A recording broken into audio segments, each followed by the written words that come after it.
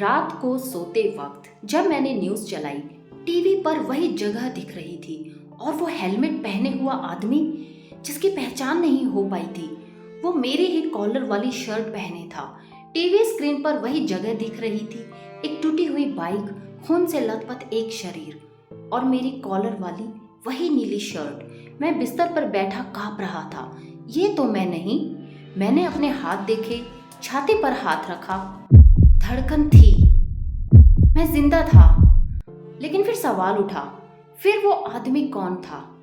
नमस्कार दोस्तों, रूहानी रिश्ते में आपका स्वागत है। कहानी पसंद आए तो प्लीज सब्सक्राइब और एक लाइक जरूर कीजिएगा। सुबह के 8 बज रहे थे। घर में वही रोज वाली हलचल। माँ रसोई में थी, पत्नी पूजा कर रही थी और छोटी सी बेटी अब भी मेरी कमर से लिपटी कह रही थी, पापा मत जाओ ना आज। मैं मुस्कुराया और उसके माथे पर एक चुम्मी देकर बोला, पापा वादा करता है शाम को तुम्हारे लिए चॉकलेट लेकर आएगा।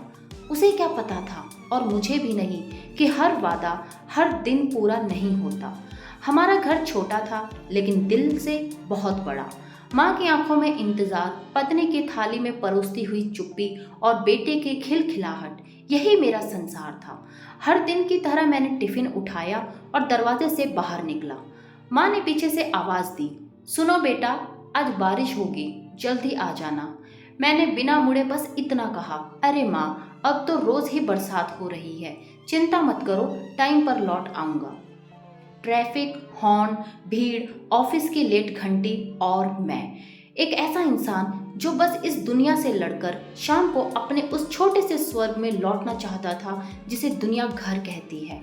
ऑफिस पहुंचा, बॉस की चीख सुनी, फाइलों के ढेर में दिन गुजरा, लेकिन दिमाग में बस वही 3 चेहरे घूमते रहे।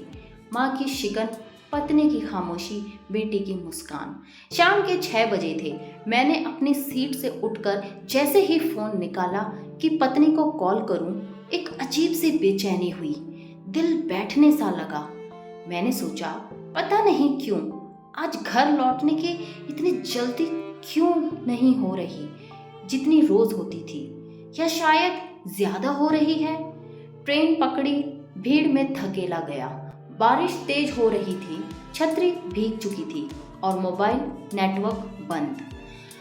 घर से कुछ किलोमीटर पहले सड़क पर एक हादसा हुआ था। लोग कह रहे थे एक आदमी बाइक से गिरा, ट्रक ने टक्कर मार दी, पहचान नहीं हो पा रही। मैं वहीं से गुजरा, दिल कांप गया, कदम रुके लेकिन हिम्मत करके आगे बढ़ा। घर पहुंचा, दरवाजा खुला। माँ की आंखों में एक डर था, पत्नी का चेहरा पीला और बेटे ने दौड़ते हुए कहा, पापा आप आ गए। मम्मी तो कह रही थी कि आप रास्ते में फंस गए हो, मुझे डर लग रहा था पापा। मैंने उसे गोद में उठा लिया, लेकिन वो सवाल अब भी था, वो हादसे में कौन था? रात को सोते वक्त जब मैंने न्यूज़ चलाई, टीवी पर वही जगह दिख रही थी और वो हेलमेट पहना हुआ आदमी जिसकी पहचान नहीं हो पाई थी, वो मेरी ही कॉलर वाली शर्ट पहने था। टीवी स्क्रीन पर वही जगह दिख रही थी, एक टूटी हुई बाइक, खून से लथपथ एक शरीर और मेरी कॉलर वाली वही नीली शर्ट। मैं बिस्तर पर बैठा कांप रहा था। ये मैं तो नहीं। मैंने अपने हाथ देख के छाती पर हाथ रखा, धड़कन थी, मैं जिंदा था। लेकिन फिर सवाल उठा, फिर वो आदमी कौन था? अगली सुबह पत्नी ने एक खबर बताई, पास वाले अस्पताल में एक अनजान आदमी को भर्ती कराया गया है। पुलिस को उसकी पहचान नहीं मिल रही। मैं भागा, रास्ते में सोचता गया, कहीं मैं उसे जानता तो नहीं, कहीं वो मेरी जगह लेने आया था। आईसीयू के बाहर बोर्ड पर लिखा था, अनआइडेंटिफाइड मेल, क्रिटिकल कंडीशन। मैंने जब उसका चेहरा देखा, शरीर पूरी तरह बिखरा हुआ था, चेहरा अधजला, लेकिन उसके बैग से निकला टिफिन मेरी कंपनी का था। हाँ, वो मेरा ही टिफिन था।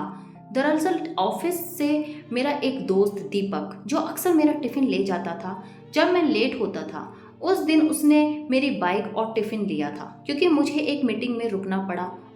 और फिर वही हादसा। मैं आईसीयू के बाहर फूट फूट कर रो पड़ा। जिस दोस्त ने मेरी जगह ली वो जिंदगी से लड़ रहा था और मैं घर लौट आया। माँ ने मुझे गले लगाया, पत्नी की आंखें भर आई। बेटे ने मासूमियत से पूछा, पापा आप किसके लिए रो रहे हो? मैंने बस यही कहा, उसके लिए बेटा, जो भी था आज पापा की जगह भगवान से मिलने चला गया। कुछ हफ्तों बाद दीपक नहीं बचा। मेरे भीतर कुछ टूट गया।